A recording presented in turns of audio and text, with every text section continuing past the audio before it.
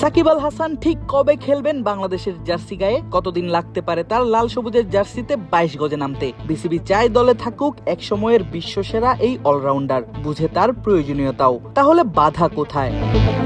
সাকিব ইস্যুতে প্রশ্নগুলো বেশ অনেকদিন ধরেই ঘুরছে বাংলাদেশের ক্রিকেট ফ্যানদের মাঝে, বিশেষ করে লাখ লাখ সাকিবিয়ানদের মাথার ভেতরে। অনেকেই জানতে চাইছেন, মার্চে শুরু হতে যাওয়া পাকিস্তানের বিপক্ষে ওডিআই সিরিজেই কি দেখা যাবে আল হাসানকে?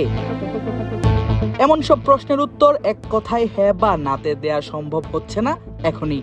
তবে বেশ অনেকটাই এগিয়েছে সাকিবকে দলে ফেরানোর কাজ। বাহাতি এই অলরাউন্ডারকে ফেরানোর জন্য নিজেদের যা করার কথা তার প্রায় সবটাই করেছে বাংলাদেশ ক্রিকেট বোর্ড বিসিবি। সাকিবের নামে হওয়া মামলার সব কাগজ ইতোমধ্যেই জমা দেয়া হয়েছে ক্রীড়া মন্ত্রণালয়ে। এবার সিদ্ধান্ত সরকারের, একথাও জানিয়েছিলেন বিসিবি পরিচালক এবং গেম ডেভেলপমেন্ট কমিটির চেয়ারম্যান আসিফ আকবর। তাহলে সরকারের ভাবনা কি? উত্তরটা জানালেন খোদ যুব ও ক্রীড়া প্রতিমন্ত্রী আমিনুল হক।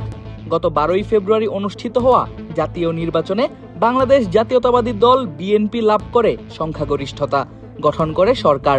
আর সেই সরকারের যুব ও ক্রীড়া প্রতিমন্ত্রীর দায়িত্ব পাওয়া আমিনুল হক জানান, মামলায় যদি নিজেদের নির্দোষ প্রমাণ করতে পারেন সাকিব মাশরাফিরা, তাহলে অবশ্যই তাদের স্বাগত জানাবেন তিনি।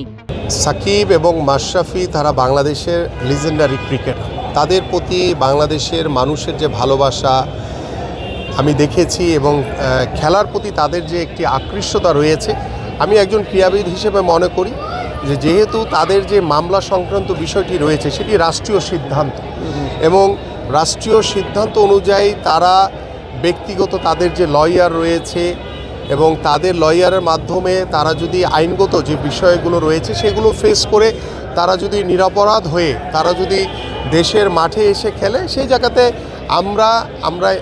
আমি একজন স্পোর্টসম্যান হিসেবে অবশ্যই এটাতে আমি তাদেরকে ওয়েলকাম করব যে আপনারা এসে আপনাদের যে মামলাগুলো রয়েছে সেগুলো ফেস করে আপনারা যদি নিরপরাধ হন, আপনারা সব কিছু কিউর করে এসে যদি আপনারা মাঠে আসেন, আমরা মোস্ট ওয়েলকাম তাদের। আমরা এটুকুতে শতভাগ আমরা নমনীয় থাকব। ফলের নির্যাস ও দুধের সমন্বয়ে পোলার টর্নেডো গ্রিন অ্যাপল আইসক্রিম। মন ভালো থাক। বুঝাই যাচ্ছে সাকিব আল হাসানের ফিরে আসাটা যতটা সহজ, ঠিক ততটাই কঠিন। বোর্ড কিংবা সরকার চাইলেও সাকিবের নামে হওয়া মামলায় প্রমাণ করতে হবে নিজেকে নির্দোষ। 5ই আগস্ট ছাত্র গণ অভ্যুত্থানের কারণে পতন ঘটে আওয়ামী লীগ সরকারের। মাগুরা থেকে সেই সরকারেরই সংসদ সদস্য ছিলেন সাকিব আল হাসান। অভ্যুত্থানের সময় সাকিব দেশের বাইরে থাকলেও অভ্যুত্থান পরবর্তী সময়ে তার নামে হয় একাধিক মামলা। সেই মামলাগুলোর কারণেই সাকিব পান নিষেধাজ্ঞা, জারি হয় গ্রেফতারি পরোয়ানাও। সরকার পরিবর্তনের পর বাংলাদেশের জার্সিতে পাকিস্তান এবং ভারতের বিপক্ষে 2টি টেস্ট সিরিজ খেললেও সাকিবের আর ফেরা হয়নি দেশে।